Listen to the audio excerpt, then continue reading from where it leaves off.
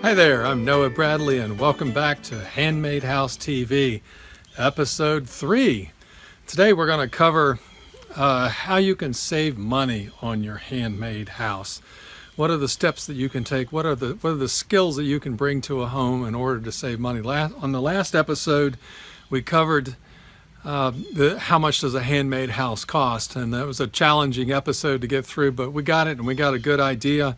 And we're driven in order to get our perfect home. We realize that we need to play a part in it, a major part. The more we play in the part of our future home, the more likely that we're going to end up with a home that pleases us, a home that suits who we are, a handmade home tailored just for us.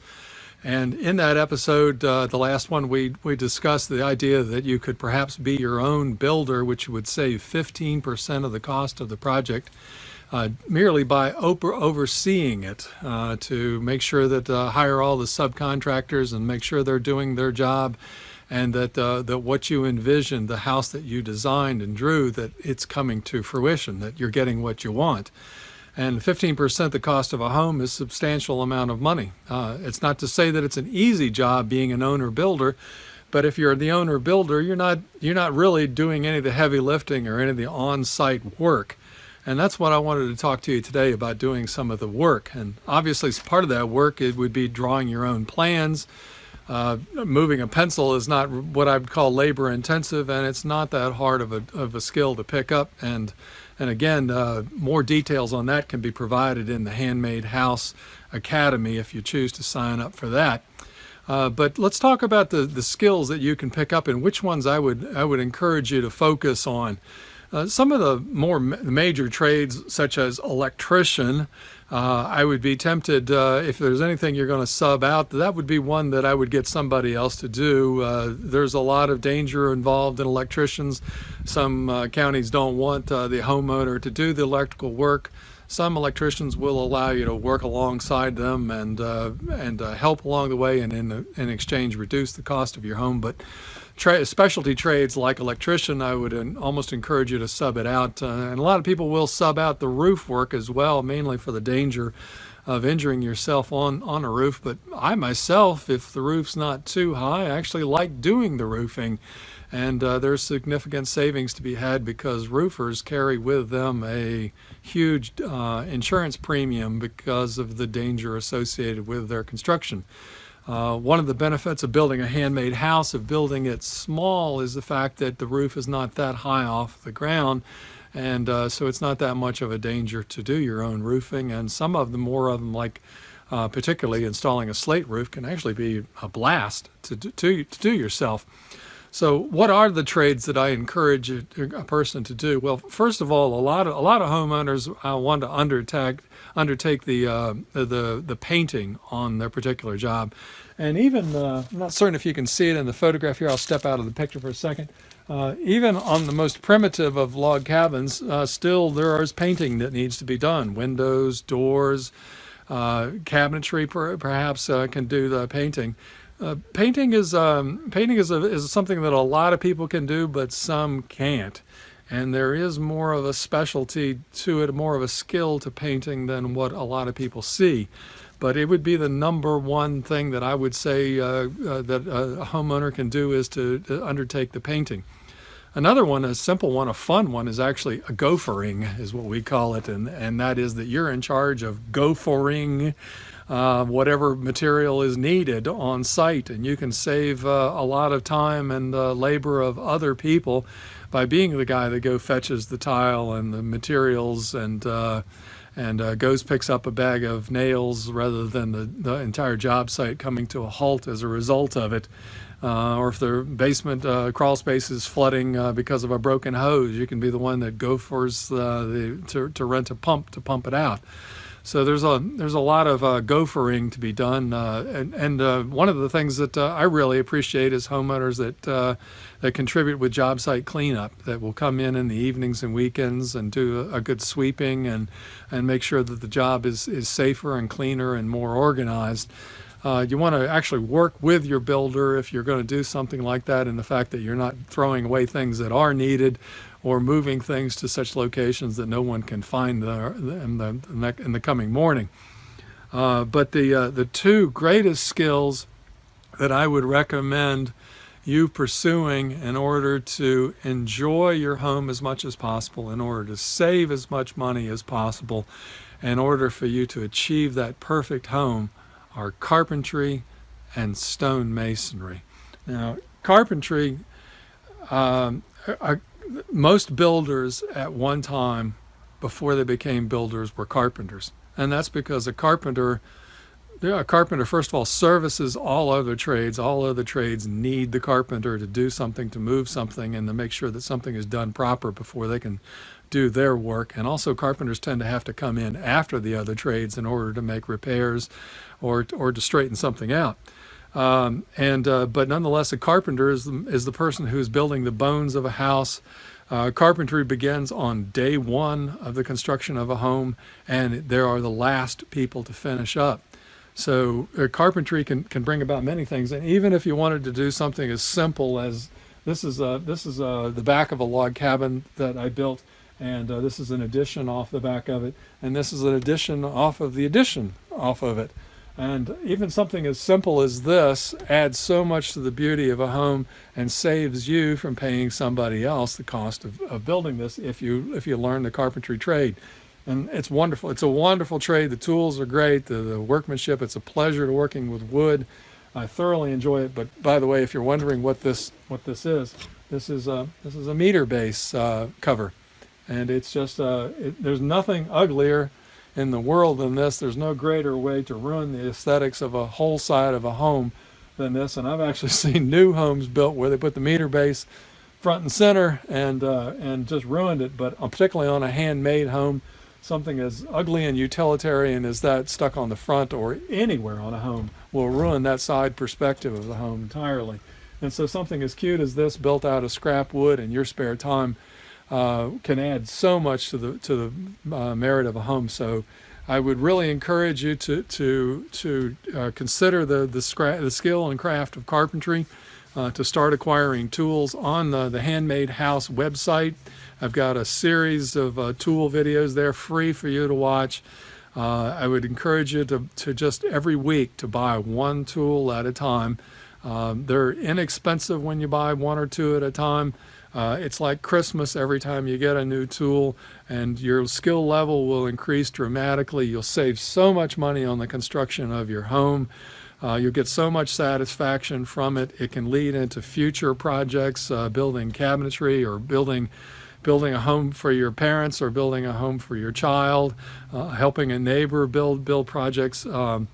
It's wonderful to build outbuildings, and who knows, you might even decide you want to make a career or a second income out of carpentry. So carpentry is just something. And so I would encourage you to start acquiring some of the carpentry tools, and as you acquire them, start gaining some experience and knowledge with it. Learn some of the woods that are out there, and start making some projects. The ideal, perfect project for anyone is to build a sawhorse.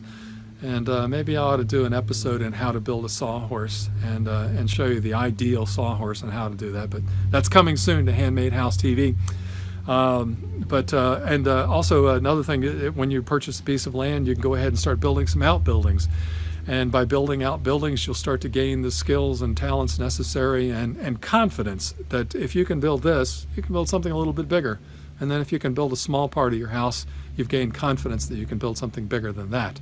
So I want to take you around to the side of this cabin, and I'm going to stand in front of the stone chimney and talk to you a little bit about stone.